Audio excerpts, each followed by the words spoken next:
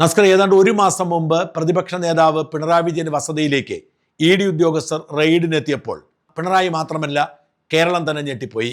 കഴിഞ്ഞ കുറേ കാലമായി പിണറായിക്കെതിരെ പല കാരണങ്ങളുണ്ടായിട്ടും അനങ്ങാതിരുന്ന കേന്ദ്ര സേന എന്തുകൊണ്ടാണ് പെട്ടെന്ന് തെരഞ്ഞെടുപ്പ് കഴിഞ്ഞ് ഉടൻ തന്നെ ഓടിയെത്തിയത് എന്നതായിരുന്നു ചർച്ചാ വിഷയം. പിണറായിക്ക് വേണ്ടിയല്ല, പിണറായിയുടെ മകൾക്ക് വേണ്ടിയാണ് എത്തിയത് എന്ന് ED പറയുന്നു. എന്നാൽ CPM ചോദിക്കുന്നത് മകളെ ചോദ്യം ചെയ്യുന്നതിന്റെ പേരിൽ പാർട്ടിയുടെ സമുന്നതനായ നേതാവിനെ എന്തിന് തടഞ്ഞു വെച്ചുവെന്നാണ്. റെയ്ഡ് നടക്കുമ്പോൾ തടഞ്ഞുവയ്പൊക്കെ പതിവാണ് എന്ന് അറിയാത്തത് കൊണ്ടല്ല, അങ്ങനെയൊക്കെ ചോദിക്കാതിരിക്കാൻ CPMന് കഴിയാത്തത് കൊണ്ടാണ് അത്തരം ചോദ്യമുണ്ടായത്. എന്തായാലും പിണറായിയോടുള്ള വിശ്വസ്തത ഉറക്കെ പ്രഖ്യാപിക്കാൻ വേണ്ടി തിരുവനന്തപുരത്തെ CPMന്റെ ഗുണ്ടകളുടെ നേതൃത്വത്തിൽ ഏതാണ്ട് 300ഓളം വരുന്ന ആൾക്കൂട്ടം ED ഉദ്യോഗസ്ഥരുടെ വാഹനങ്ങൾക്ക് നേരെ ആക്രമണം നടത്തി.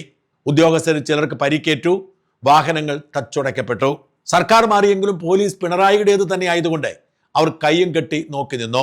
പ്രത്യേകിച്ച് CPM പോലീസ് സംഘടനയുടെ പ്രസിഡന്റ് ആയിരുന്നു സ്ഥലത്തെ ക്രമസമാധാന ചുമതലയുള്ള SHO. കമ്മീഷണറോ IGയോ DIGയോ ഒന്നും സ്ഥലത്തേക്ക് തിരിഞ്ഞു നോക്കിയില്ല. ആകെ ഉണ്ടായിരുന്നത് ഒട്ടും പരിചയമില്ലാത്ത ജൂനിയറായ ഒരു DCP SHOയോട് ചോദിച്ചപ്പോൾ ഒരു കുഴപ്പവുമില്ല എന്ന് പറഞ്ഞു. അതിന് തുടർച്ചയായി ED ഉദ്യോഗസ്ഥരെ CPM ഗുണ്ടകൾ ക്രൂരമായി മർദ്ദിച്ചു. ജനവികാരം ശക്തമായതോടെ കുറച്ചുപേരെയെങ്കിലും പിടികൂടാതിരിക്കാൻ പോലീസിന് നിവൃത്തിയില്ലാതായി. ഏതാണ്ട് 26 പേരെ പിടികൂടി, 300ഓളം കണ്ടാലറിയാവുന്നവരുടെ പേരിൽ കേസെടുത്തു. എന്നാൽ ആ 26 പേരിലപ്പുറത്തേക്ക് ഒരാളെ പോലും അറസ്റ്റ് ചെയ്യാൻ പോലീസ് പിന്നീട് ശ്രമിച്ചില്ല. കണ്ടാലറിയാവുന്നവർ എന്ന് പറയുന്ന 300 പേരും അവരുടെ ഇഷ്ടകാര്യങ്ങൾ ചെയ്ത് തിരുവനന്തപുരത്ത് തന്നെ വിലസുന്നു. വധശ്രമം അടക്കമുള്ള കുറ്റകൃത്യങ്ങൾ ചുമത്തിയതുകൊണ്ട് കോടതി അവർക്ക് തുടർച്ചയായി ജാമ്യം നിഷേധിച്ചു. ഒരു മാസത്തിലധികമായി 25 പേരും പോലീസ് കസ്റ്റഡിയിലാണ്. എന്നാൽ കഴിഞ്ഞ ദിവസം അതിനാടകീയമായ ഒരു സംഭവം ഉണ്ടാകുന്നു. 9ാം പ്രതി കഴക്കൂട്ടം സ്വദേശി ഹരീഷ് കുമാർ ജാമ്യാപേക്ഷ സമർപ്പിക്കുന്നു. ഇതിനു മുൻപ് സമർപ്പിച്ച എല്ലാ ജാമ്യാപേക്ഷകളും തിരസ്കരിക്കപ്പെട്ടതിന്റെ തുടർച്ചയായി പരീക്ഷണാർത്ഥം എന്ന് ചിന്തിക്കേണ്ട തരത്തിൽ ഹരീഷ് കുമാറിന്റെ ജാമ്യാപേക്ഷ വരുന്നു. ജാമ്യാപേക്ഷ എതിർത്തുകൊണ്ട് അന്വേഷണ സംഘം വടി കണ്ടെത്താനുണ്ട്, കസ്റ്റഡിയിൽ ആവശ്യമുണ്ട് എന്ന് ഒരു അപേക്ഷ കൊടുക്കുന്നു. ജാമ്യാപേക്ഷ കോടതിയിലെത്തിയപ്പോൾ ജാമ്യത്തെ ശക്തമായി എതിർക്കേണ്ട പ്രോസിക്യൂട്ടർ അനുകൂലിക്കുന്നു. അയാളെ കസ്റ്റഡിയിൽ വയ്ക്കേണ്ട കാര്യമൊന്നുമില്ല, അന്വേഷണം ഏതാണ്ട് പൂർത്തിയായി, ജാമ്യം കൊടുക്കുന്നതിൽ എതിർപ്പില്ല എന്ന് പ്രോസിക്യൂട്ടർ ഗീനാകുമാരി വാദിച്ചതോടെ കോടതി ജാമ്യം അനുവദിക്കുന്നു. ജാമ്യം അനുവദിച്ചുകൊണ്ടുള്ള കോടതി വിധിയിൽ തിരുവനന്തപുരം പ്രിൻസിപ്പൽ സെഷൻസ് ജഡ്ജ് കൃത്യമായി എഴുതി ചേർത്തു, പ്രോസിക്യൂഷൻ ജാമ്യം കൊടുക്കുന്നതിൽ പ്രശ്നമില്ല എന്ന് പറഞ്ഞതുകൊണ്ടുമാണ് ജാമ്യം കൊടുക്കുന്നതെന്ന്. ഇത് വലിയ രാഷ്ട്രീയ വിവാദത്തിന് കാരണമാകുന്നു. CPIM എന്ന രാഷ്ട്രീയ പാർട്ടി 10 വർഷം ഭരിച്ചപ്പോൾ ഉണ്ടായിരുന്ന ഭരണത്തിലെ അവശേഷിപ്പുകൾ സമസ്ത മേഖലകളിലും തുടരുന്നു. അത് തിരുത്താൻ VD സതീശൻ ഇതുവരെ സമയം കണ്ടെത്തിയില്ല. ആദ്യം തന്നെ ചെയ്യേണ്ടിയിരുന്ന ഒന്ന്, എല്ലാ കോടതികളിലെയും അഡീഷണൽ പബ്ലിക് പ്രോസിക്യൂട്ടർമാരെയും ഗവൺമെന്റ് പ്ലീഡർമാരെയും മാറ്റി നിയമിക്കുകയായിരുന്നു. കാരണം ഈ പദവികൾ രാഷ്ട്രീയ നിയമനമാണ്. രാഷ്ട്രീയ നിയമനത്തിൽ എത്തപ്പെട്ടവർ അവരുടെ രാഷ്ട്രീയ താല്പര്യം സംരക്ഷിക്കും. ഗീനാകുമാരി SFIയുടെ സംസ്ഥാന നേതാവായിരുന്നു. അതുകൊണ്ടാണ് പിണറായി ഭരണകാലത്തെ അവർ പബ്ലിക് പ്രോസിക്യൂട്ടർ ആവുന്നത്. ആ ഗീനാകുമാരിക്ക് CPMനെ സംരക്ഷിക്കാൻ താല്പര്യമുള്ളതുകൊണ്ട് അവർ അവരുടെ ഇഷ്ടപ്രകാരം ജാമ്യത്തെ അനുകൂലിച്ച നിലപാടെടുത്തു. ഈ ഗീനാകുമാരിയുടെ ചരിത്രം നമ്മൾ പരിശോധിക്കണം. CPMന്റെ ഏറ്റവും അറിയപ്പെടുന്ന വനിതാ നേതാക്കളിൽ ഒരാളായിരുന്നു.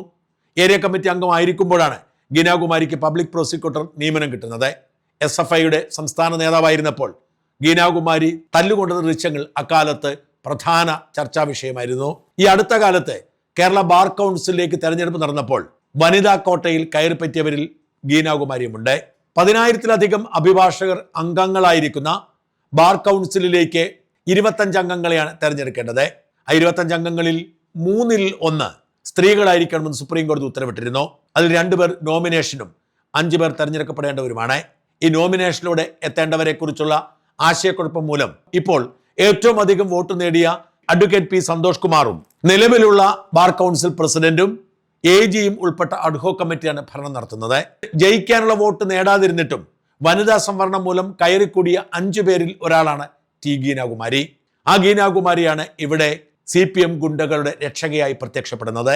UDF അധികാരത്തിൽ വന്നതിന് ശേഷം നടക്കുന്ന ആദ്യത്തെ രക്ഷാപ്രവർത്തനം അല്ലിത്. ആലപ്പുഴ MLA KD തോമസിനെ ക്രൂരമായി പോലീസ് മർദ്ദിച്ച കേസിൽ ജാമ്യാപേക്ഷ വന്നപ്പോഴും ആലപ്പുഴയിലെ പ്രോസിക്യൂട്ടർ പ്രതികൾക്ക് അനുകൂലമായ നിലപാടെടുത്തു. അതുകൊണ്ടാണ് അവർക്ക് ജാമ്യം ലഭിച്ചത്.